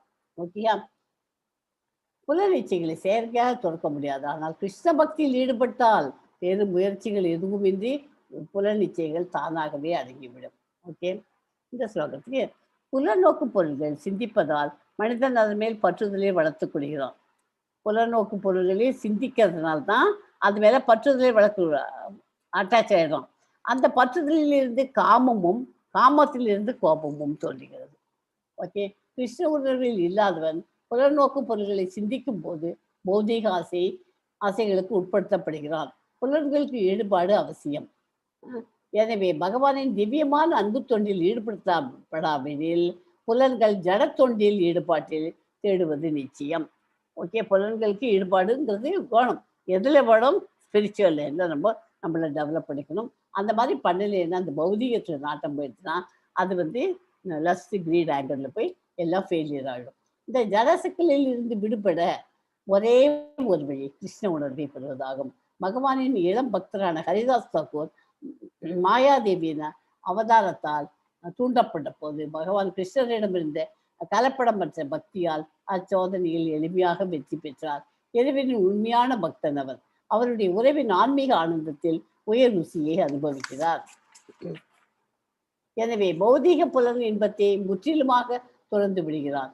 இதுவே வெற்றியின் ரகசியமாகும். கிருஷ்ண உணர்வில் இல்லாதவன் செயற்கையாக தனது புலன்களை கட்டுப்படுத்தினாலும் நிச்சயமாக தோல்வி அடைகிறான். ஓகேயா, அதனால இப்போ ஹரிதாஸ் தாக்கூர்லாம் இப்போ பூரி யாத்திரா போயிருந்தோம். ஹரிதாஸ் தாக்கூர் சமாதி போய் பார்த்துட்டு இருந்தோம். அதை அவர் எங்கே உட்காந்து ஜபம் பண்ணாரோ அங்கே உட்காந்து எல்லாரையும் ஜபம் பண்ணுறதுக்கு ஒரு ரவுண்டு பண்ணுங்கன்னு சொன்னால் நான் ஒரு 5-6 ரவுண்டு பண்ணேன்னு நினைக்கிறேன் எங்கே உட்காந்துன்னு. ஸோ அவர் ஒரு நாளைக்கு 3 லட்சம் அவர் சாண்டிங் பண்ணியிருந்தார். எனவே பௌதிக வெற்றியின் ரகசியம் கிருஷ்ண உணர்வில் இல்லாதவன் செயற்கையாக தனது புலன்களை கட்டுப்படுத்தினாலும் நிச்சயமாக தோல்வி அடைகிறார். ஸோ 63 படிப்போம். Yes, Mataji. क्रोधात् भवति सम्मोहः सम्मोहः स्मृति विभ्रमः स्मृतिं प्रसाद् बुद्धिनाशो बुद्धिनाशात् प्रणश्यति. 62 ஸ்லோகத்துக்கு உங்களுக்கு ஒரு எப்படி இந்த காமம் இதெல்லாம் வருதுங்கிறது அந்த இது லஸ்ட் கிரீட் ஆங்கர் சொன்னேன் இல்லையா, அதை எக்ஸ்பிளைன் பண்ணேன்னு சொன்னேன். ஒரு வெட்டிங் டே வருது, ஹஸ்பண்ட் ஆஃபீஸ்க்கு போயிடுறான். அவன் வந்து அவனுக்கு ஹஸ்பண்டுக்கு அவன் ஆஃபீஸ் வேலை தான் பார்த்துன்னு உட்காந்துருக்கிறதால அவனுக்கு இதை பற்றி வெட்டிங் டே எல்லாம் மறந்து போயிடும். இப்போ ஒரே சந்தோஷமா இருக்கா. இன்னைக்கு வந்து இந்த கூகுளில் போய் பார்த்து இதை பார்த்து அதை பார்த்து இதை வாங்கிட்டு வருவார், எனக்கு கிஃப்ட்டு அதை வாங்கிட்டு வருவார் அப்படின்னு அவன் கனவு கண்டுட்டு உட்காந்துருக்கா. மனைவி எல்லாத்தையும் பண்ணிட்டு இருக்கா. பக்கத்து வீட்டில் அவள் வீட்டில் இப்படி வாங்கி கொடுத்துருக்கா, இவா வீட்டில் இப்படி வாங்கி கொடுத்துருக்கா, அவள் ஹஸ்பண்ட் அப்படி இருக்குங்கிறா, இப்படி பண்ணுறான்னு எல்லாத்தையும் இருக்கா. அவள் வந்து உட்காந்துருக்கா. அவன் சாயங்காலம் அவன் வரான். காமம் கணவன் திருமண நாள். அதனால இதில் வந்து இவளுக்கு இந்த இதில் இருந்துச்சு. அவன் வரும்போது அவன் திருமண நாளை மறந்து போயிடும். அவன் மறந்து போயிட்டானாக்க அதனால என்ன ஆகுது, அவன் வீட்டுக்கு வந்த உடனே அவளுக்கு இந்த காமத்தினால அவளுக்கு ஒரே கோபம் ஜாஸ்தியாக போயிடுது. புத்தி பேரழிச்சுடுது. புத்தி தன்னோட சொந்த புத்தியை எடுத்துட்டா. அதனால மட்டும் அவன் லஸ்ட் கிரீட் ஒரு பேராசை, நான் நிறைய வாங்கி தரணும் அது இதுன்னு பேராசைப்பட்டுட்டேன். ஒன்றுமே நடக்கல, எல்லாமே ஃபெயில். அதனால என்ன ஆச்சு, ஒரே கோபம் ஜாஸ்தியாக போய் வீட்டில் சண்டையாகி அன்றைக்கி திருமண நாளுங்கிறது இவன் நயமாக சொல்லி என்னங்க இப்படி ஆஃபீஸில் போய் இப்படி உட்காந்துட்டேல மறந்து போயிட்டேல அப்படின்னு சொல்லிவிட்டு இவன் நயமாக சொல்லி அவனுக்கு இது பண்ணியிருந்தா ஏதோ வீட்டில் ஒரு பாயசம் வச்சு சாப்பிட்டுருந்தாலும் சந்தோஷமாக இருந்துட்டோம். அதை விட்டுட்டு அவன்கிட்ட சண்டை போட்டு இது பண்ண கம்ப்ளீட் வீழ்ச்சி. அந்த திருமண நாள் அன்னைக்கு சண்டை நாளாக போயிடுறது. அந்த மாதிரி எல்லாம் பண்ணக்கூடாதுங்கிறதுக்கு அது ஒரு எக்ஸாம்பிள் உங்களுக்கு இருக்கும்போது. இப்போ இந்த ஸ்லோகத்துக்கு கோபத்தில் இருந்து பூரண மயக்கமும் மயக்கத்தினால் நினைவு நிலை இழப்பும் ஏற்படுகிறது. நினைவு குழம்புவதால் அறிவு இழக்கப்படுகிறது. அறிவு இழக்கப்பட்டவுடன் ஒருவர் மீண்டும் ஜட வாழ்க்கையில் வீழ்கிறான். இந்த ஸ்லோகமும் இம்பார்ட்டன்ட் ஸ்லோகம். ஸ்ரீல ரூப கோஸ்வாமி பின்வருமாறு வழிகாட்டியுள்ளார். பக்தி ரசாமிர்த சிந்துல 1.2.25 சொல்றார். கிருஷ்ண உணர்வை விருத்தி செய்தவன் எல்லா பொருள்களிலும் இறைவன் சேவையை உபயோகப்படுத்த முடியும் என்பதை அறிவான். கிருஷ்ண உணர்வை பற்றிய அறிவு இல்லாதவர்கள் ஜடப்பொருள்களை தவிர்ப்பதற்கு செயற்கையாக முயல்கிறார்கள். அதன் விளைவாக பௌதிக பந்தத்தில் இருந்தவர்கள் முக்தி பெற விரும்பினாலும் துறவின் பக்குவ நிலையை அவர்கள் அடைய முடியவில்லை. ஓகே. ஸோ புலனின்ப பொருள்கள், பற்றுதல், கோபம், நினைவு நிலை இழப்பு எப்படி வருதுன்னு தெரியுதா? புலனின்ப பொருள்கள், பற்றுதல், இந்த ஒரு இதில் அட்டாச்மெண்ட் இருந்தாக்க பற்றுதல் இருந்தால் காமம் வரும். காமம் வந்ததுனாக்க நினைவு நிலை இழப்பு, கோபம் வரும். அது மாயை அப்படிங்கிறது அதுக்காக எக்ஸ்பிளனேஷனுக்கு இது படம் கொடுத்தது. இது மாயை வந்து அறிவாற்றல் இழப்பு, நினைவு நிலை இழப்புங்கிறது அறிவாற்றல் இழப்பு. அதனால மொத்தமாக டோட்டலாக வீழ்ச்சி. இப்போ சொன்னேன் இல்லையா, அதனுடைய இது எக்ஸ்பிளனேஷன். ஸோ இந்த சாப்டர் இதோட முடிஞ்சு போச்சு. அர்ஜுனனுடைய இறக்கம், இன்பமின்மை, பாவொழுகளால் ஏற்படும் அச்சம், குடும்ப பராமரியம் எழுதல், தீர்மானமின்மை, இத்தனையும் பார்த்துட்டு வந்தது. ஸோ இதோட கிளாஸை முடிச்சுக்கலாம்.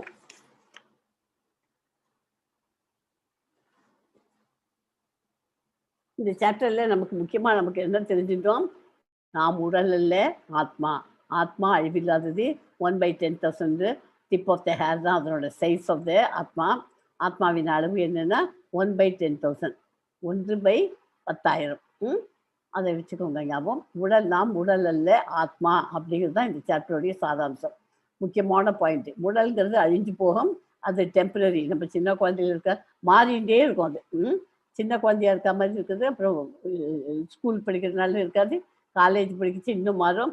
அப்புறமா எல்லாமே மாறி மாறி வந்துட்டு அப்புறம் ஓல்டேஜ்னு வரும். அந்த ஓல்டேஜ் வந்தோடனே எல்லா சிஸ்டம்ஸும் ஃபெயில் ஆனதும் இந்த பாடி வேண்டாம்ப்பா, இந்த பாடியில் நம்ம உட்காந்துருந்தா நமக்கு வேலைக்கு ஆகாது அப்படின்னு சொல்லிட்டு அந்த ஆத்மாவானது இந்த பாடியை அப்படியே விட்டுட்டு வேற ஒரு பாடிக்கு போயிடுது. அதனால ஏதாவது இதுனாக்க நம்ம ஃபீல் பண்ண வேண்டாம். ஏன்னா அந்த பாடியில் அந்த ஆத்மாவால் இருக்க முடியலேன்னு தான் அது வெளியில் போகிறது. அதனால அந்த அளவுக்கு நமக்கு மெச்சூரிட்டியை பகவத்கீதை படிக்கிறதுனால நம்ம கொண்டு வந்துக்கணும். ஓகேயா? ஆத்மாங்கிறதுக்கு அழிவு கிடையாது. அது இன்னொரு பாடியை போய் எடுத்துக்கும். இல்லைன்னா அப்படி எடுத்துக்க முடியுது இல்லைன்னா பகவான் கிட்டக்க நேரடியாக போயிடலாம். கோலோகம் அது பண்ணின பாவ புண்ணியங்கள்லாம் அந்த ஜென்மத்தில் நம்ம பண்ணியிருக்கோம் இல்லையா, அதெல்லாம் அதுக்கேற்ற மாதிரி நமக்கு அடுத்த ஜென்மங்கிறது நமக்கு இருக்கா இல்லையான்னு தீர்மானம் ஆகும்.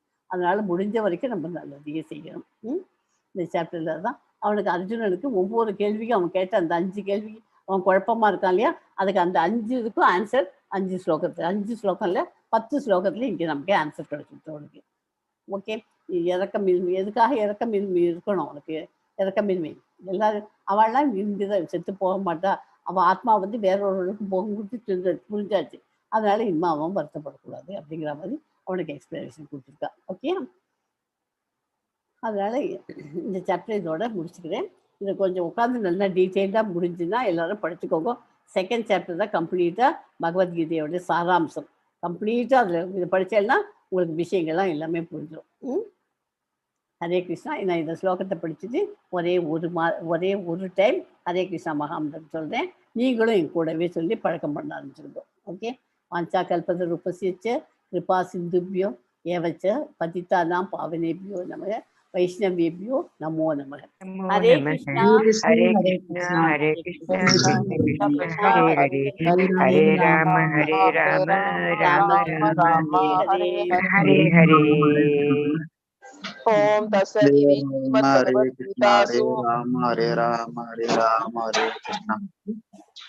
ओम तत्सदिति श्रीमद्भगवद्गीतासु उपनिषत्सु ब्रह्मविद्यायां योगशास्त्रे श्रीकृष्णार्जुन संवादे सांख्ययोगो नाम द्वितीयोऽध्यायः। हरे कृष्णा। सर्वं अस्मिन् परात्मन् अनुपात्मकल्पे त्वमेतमुत्तापितपद्मयोनिः अनन्तभूमा मम रोगराशिं निरन्ति वातालय स विष्णो